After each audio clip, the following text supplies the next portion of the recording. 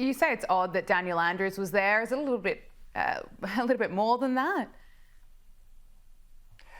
Well, look, when I talk a lot on Chinese in Chinese media, which I don't get paid, and I got a phone call once from some real scary people in Canberra asking me whether I got paid for it. The answer is no. I don't get paid to talk to Chinese or Russian media or people in Istanbul or anything else. I mean, that's the whole deal of being an academic. And, maybe he's in violation of the benefit or the Foreign Interference Act. I mean, I don't know. I mean, the idea of being in the back row there with some of the world's great dictators. And by the way, that front row has got a guy there who is indicted for war crimes. I mean, it's not a very classy crowd. So, Andrews ought to pick his friends more carefully. We'll see. I thank you for your assessment, but I mean, what message does this military parade really send? Do you have concerns, I suppose, for the West seeing all those world leaders together? Well, yeah, I mean, it looks like they're together. And look, the Chinese have a massive military to match their place in the world in terms of their economy. There are top-down armed forces. That is, if they lose their command and control people, the place would just fall apart. Keep in mind, the last time the Chinese fought was with the Vietnamese in 1979. As I recall, the North Vietnamese gave them a real beating. So, they're not really they're not tested. So it's not that scary a thing. They look good. They look pretty good. And I'm not sure how much of that stuff is operational. But look, the Chinese are poised not to take over the world, but to throw their weight around. And, we can't keep them out of Taiwan. One day they're just going to march in, and that's the end of that story. I'm more worried about how they feel about freedom of navigation in the South China Sea and things like that. I mean, when they start running up against the U.S. Navy, that's going to be a different story. I mean, there are points of conflict there, but I think at the end of the day, the Communist Party, which has 100 million people in China, trying to keep 1.4 billion people down, and it's, at the end of the day, it's run by about 3 people, including Xi at the top. I mean, they're always worried about the end of their time. The Chinese, they're obsessed about what happened to Moscow-dominated communism. They spent billions of dollars trying to figure out what happened to the Soviet Union in 1991. So they blamed it on bureaucracy and corruption and things like that. They just don't want to go that way. And they've been going now for about 73, 74 years. And that's the life span of a Communist Party, by the way. So, they're worried about that. But I think Xi has parades like that in order to show the Chinese people that he's in control, that he's on the world stage. And I listened very carefully to the English translation of his speeches. He's talking about peaceful coexistence. Well, that's okay with me. He's not interested in landing Marines in too many places, but he wants to throw his weight around, and he wants a military that matches his economic impact. I mean, half the world is in debt to the Chinese in terms of trade balances. And so, he wants a military that sort of matches China's economic strength. Is it poised to go out and conquer the world? Not yet. I mean, I wouldn't worry about it. But look, it's very impressive, and they've come a long way in the last 20 years. Let's talk about Putin. Vladimir Putin has vowed to fight on in Ukraine despite Trump's efforts to pursue peace. In a speech during his trip to China, Putin claimed that he is willing to meet with Zelensky if Zelensky comes to Moscow. The current administration of the United States, we see also that they've got the will and desire to find this solution. I think there's a light at the end of the tunnel. Otherwise, we'll be forced to resolve all our objectives through military means. Donald Trump was asked at the White House today about the progress, the slow progress, I suppose, in bringing this war to an end, and he really fired back at reporters. Take a listen. You expressed many times your frustration and disappointment with Putin, but there's no action since you took your office. How do you know there's no action? But really? Wait. Who are you with? I'm with the Polish radio. Okay. How do you know there's no action? Would you say that putting secondary sanctions on India, the largest purchaser outside of China, they're almost equal, would you say there was no action? That cost hundreds of billions of dollars to Russia. You call that no action? and I haven't done phase 2 yet or phase 3.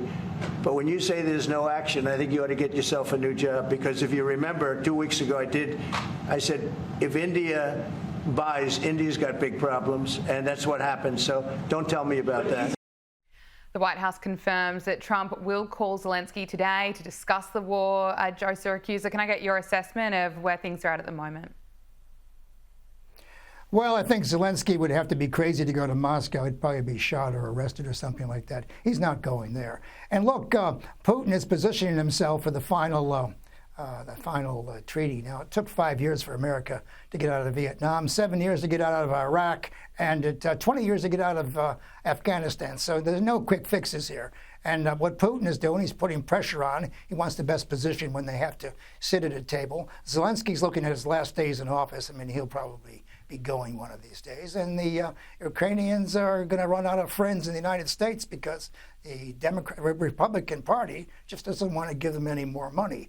And, the time has come to call a halt to the death and destruction in the place. But look, Putin is just playing the game, and President Trump is serious about second and third tertiary type sanctions and the like. And, he's making life miserable for the Indians, who didn't expect a 50% getting socked for 50% on that oil. But look, President Trump is playing all the cards he has, and of course he's made it very clear, he and Rubio at the beginning, Secretary of State Rubio, that if they can't persuade the Russians to quit, they'll just walk away and let the Russians finish off the Ukrainians. I mean, Ukraine has fought very hard and heroically, and they've acquitted themselves with honor.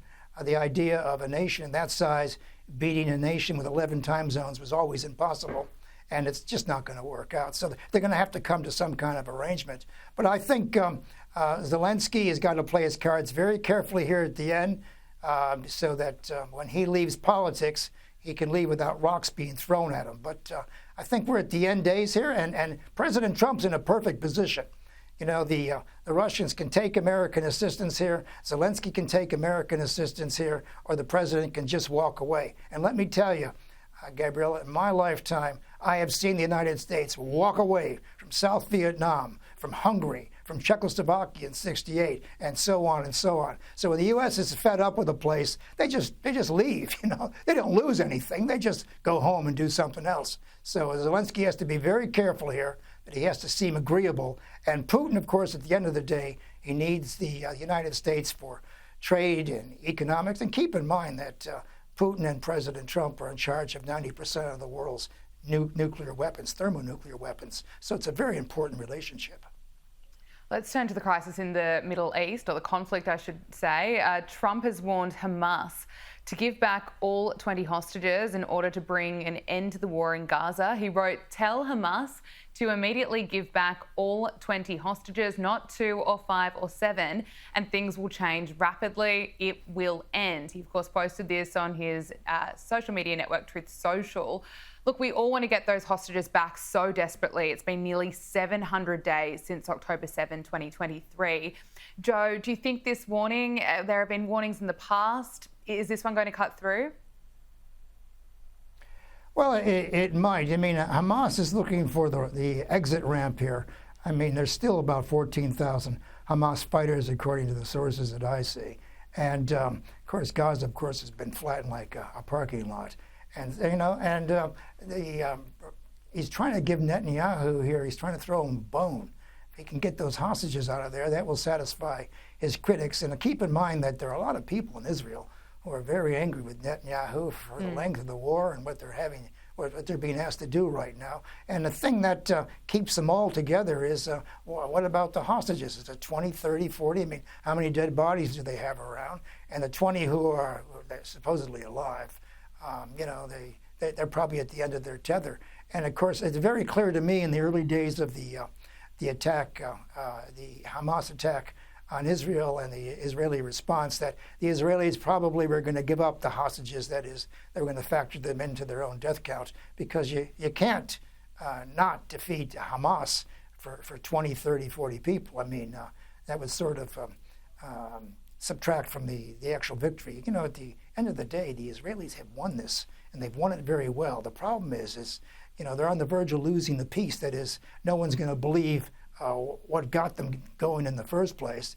And of course, if Netanyahu doesn't survive, his government doesn't survive this war, then it means nothing to them. So, we've come to the point now where we're trying to make some meaning here. We need a narrative at the end, and it would really be great if Hamas just did something important, noble right now, and that's how likely is that? And said, really, how likely is it that Hamas will do something noble? Between Zero and Buckley's, they're not going to do anything like that. There might be someone at the end there who sees, like the Syrian guy who wound up as the terrorist who wound up as the head of Syria, somebody who's looking for a little bit of an exit strategy here to look. I don't mean great, but statesman-like. Well, we have to give up the hostages because we're at the end of our tether, and it's that kind of thing. But Hamas has played this very badly. Look, these are gangsters. And, the problem with the Israelis from day one is they haven't been engaged in a war. They've been fighting people who are home invaders. These guys just are criminals. And the idea of treating them like military people is a bit of a joke. But, at the end of the day, you got to deal with somebody. And so, there's no one left to deal with. And there are people in America and other places in Israel who want those hostages back. As I say, I doubt many of them are still alive. If they are, Gabriella, they're in very bad shape. No, it's absolutely heartbreaking. Look, finally, I want to ask you about what is happening in the United States. And Trump says that he will be sending the National Guard to Chicago to tackle crime, while, of course, Illinois Governor J.B. Pritzker and other state leaders remain adamant that National Guard troops are not welcome in Chicago. Here's Chicago Mayor Brandon Johnson arguing against why the National Guard should not be brought in, and also claims that shootings, well, they're just going to continue. Shootings will continue as long as this presidential administration continues to put politics over people. Joe, what are your thoughts on what's been happening over there? Well, look, that mayor, Brandon Johnson, is one of the most unpopular people on the planet Earth. He's got an approval rating of about 23. And, I got a beef to pick here, Gabriella. I was born and raised in Chicago. And we've had very high homicide counts. When I was born, there were 1944, there were 244 deaths in Chicago. There are 253 so far this year. But when I was a kid, the people who died were, it was gang wars, like the Valentine's Day Massacre and the occasional crazy serial killer. But today, what we're talking about, what happened, over the weekend, I think 64 were wounded and 7 or 8 were murdered. These are drive-by shootings. These are just people who are out of control. And keep in mind here, when we're talking about Chicago, we're talking about 2.7 million people in 77 neighborhoods. Greater Chicago is 9.7 million people. So we're just talking about the South Side and the West Side. And, these places have been taken over by drug warfare and gangs. And just watch a Spike Lee movie or two to get the idea of what's going on. So President Trump's on the right thing here. But people can't disagree with the mayor too much, because most of the jobs in Chicago are patronage jobs. That is, the mayor appoints the police chief, fire chief, and all the rest of them. And if you want to keep your job, you got to shut up publicly. But I'll tell you this. I know a lot of Americans, a lot of Chicagoans, and they are quite happy to see the federal guard. Now, the courts say they shouldn't be there. They shouldn't be processing, apprehending people or processing and all the rest of it. But I think there'd be a lot of Chicagoans who wouldn't mind seeing some peace in the street. Yeah, it's a tough place. I grew up in a tough neighborhood, but we all made it. But look, that mayor there, and of course the governor, Pritzker, who's down in Springfield, he just loves the idea of picking a fight with President Trump because he's aiming for the White House. In fact, everybody who picks a fight with Trump is aiming for the White House. Always. America's that kind of place. It is. Professor Joe Siracusa, thank you so much for your time. Lovely to speak with you. Okay, thank you.